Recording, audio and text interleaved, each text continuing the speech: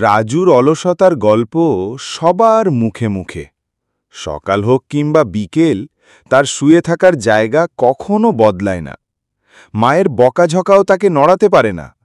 বন্ধুরা খেলতে ডাকলে বলে, আজ না, কাল যাব। একদিন গ্রামের এক বুড়ো তাকে বলল, রাজু, অলস মানুষ জীবনে কিছুই পায় না। রাজু হাসল, বলল, বুড়ো দাদু, ঘুমানো তো একটা আরাম পাওয়া।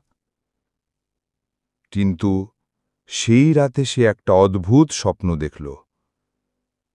স্বপ্নে সে দেখল সবাই দৌড়ে সফল হচ্ছে, আর সে এক জায়গায় দাঁড়িয়ে পিছিয়ে পড়ছে। ঘাম ঘাম অবস্থায় ঘুম ভেঙে গেল। সকালে উঠে রাজু ঠিক করল, আর না, সে এবার কিছু করবে। ধীরে ধীরে কাজ শুরু করল।